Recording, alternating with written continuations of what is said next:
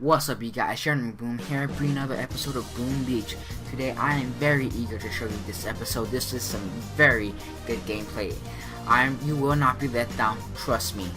This is a two-part series because there's so much excellent raids that the episode would be 40 minutes long if I didn't cut it into two parts or that sort of thing.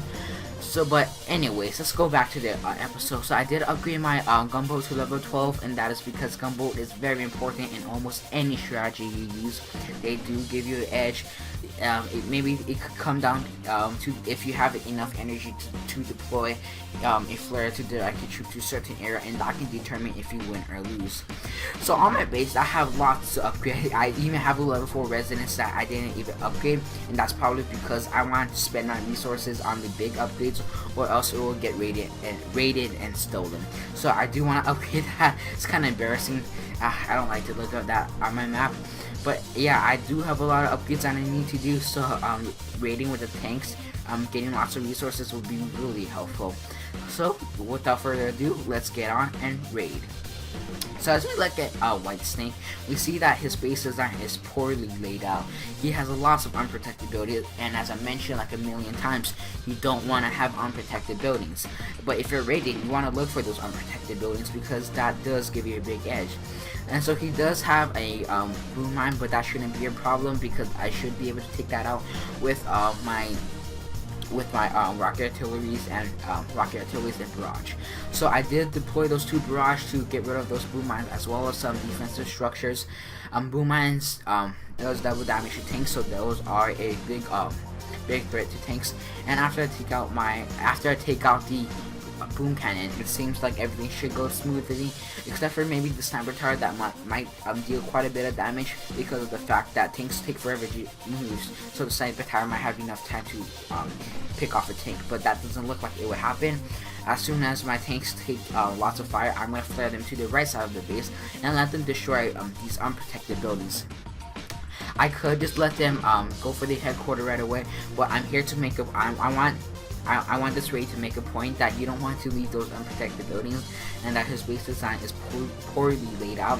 So I'm going to destroy all the unprotected buildings before I destroy the headquarters to show you how much energy you can get. So this clip is fast forward by 2 because of the fact that tanks take forever to train, forever to move, forever to shoot. They're just a really slow troop, but however they are really powerful because of their range. And as you'll see in the next couple raids, that's what makes them so special. And after they destroy the iron storage, I'm gonna flare them behind the headquarters, and now they'll be able to take down the headquarters. And right after they take down the headquarters, I am going to deploy a bunch of flares because we need to burn his house down to make a point. Burn your house down. Anyway, so that was a sweet victory. Not too much resources, but I didn't have any casualties, so I guess that was fine by me. Anyways, let's move on to our next raid. As we look at the space, the dude, we notice that he has defensive buildings protecting his headquarters, but remember that tanks have a really far range, and his sniper tower isn't really protecting his headquarters for the fact that tanks have a far range. So that means tanks will be able to kind of snipe the headquarters, if that's the term you want to hear. But if this is confusing to you, don't worry, the raid will explain everything. So as I want to destroy these two cannons because I plan to go around the base and attack from behind, and those cannons in the front of the headquarters shouldn't be able to protect the headquarters because of the fact that they will be the tanks will be out of range from the cannons. So I do want to destroy those destroy those two cannons because they will be able to hit the tanks if I do come in from the back. And after that, I'm gonna deploy all my tanks, or I'm gonna try to deploy all my tanks onto the beach. But as you can see there, I didn't have enough energy, and that is what you want to keep in mind, that you do need energy to deploy your tanks. So after destroying enough buildings to get me enough energy to deploy my tanks, I deploy my last tank, and I'm gonna flare them all the way to the back. Hopefully destroying more unprotected or slightly protected buildings. And as soon as they start taking fire again, I do want to flare them again. Hopefully to get to get out of fire, and but as you can see, the sniper tower was hitting my tanks, so I decided to flare them to the sniper tower so they'll be able to take it out before the sniper tower can take out my tanks. And after that, I am going to deploy them into the forest, destroying more unprotected buildings. And as you can see, that one of my tanks health is fairly low, but I don't really want to use a medic for that tank, because medic isn't really as effective as shock bombs. So after that, I'm going to deploy a shock bomb, and since I have enough energy, I deployed a medic, and they took down the sniper tower. And since they took down the sniper tower, now they're going to go for the mortar. Now, as you can see, one of the tanks did get too close, and the cannons was able to take a shot at my tanks, at my tank. That luckily that didn't kill it. But as you can see there, the tank's health was very low and very close to dying. So cannons, boom mines are a very big threat to tanks. But since tanks have such a far range, I was able to kind of snipe it, or whatever you want to call it, able to shoot at the tank shoot at the headquarters without being fired at, because tanks have such a far range. So another victory, a lot more resources than the last one. I really like the gold because I need the gold to upgrade my warriors to the next level, and I think that's almost like 700,000 gold, so we have a long ways to go. And remember guys, this is a 2-part series, so there will be tons of other raids and awesome gameplay coming out in the next episode, so stay tight. So as we go on to the next raid, we automatically see that he does have highly upgraded defensive buildings, but that shouldn't be a problem because I don't plan to take out every defensive buildings on the base. I just plan to come in from the left. So since I do want to come in from the left, I do want to take out the cannon on the left. So it would take me 2 artillery shells, and after I take out the 2 cannon, after I take out the cannon with 2 artillery shells, I am going to deploy all my tanks onto the beach. And after that, I do want to take out those sniper towers, because of the fact that I will not be able to attack them with my tanks, because if my tanks come too close to the sniper tower, the cannon will be able to fire at my tanks, which will be really bad. So as they destroy these slightly protected buildings, I'm going to destroy the 2 sniper tower with barrages and artillery shells.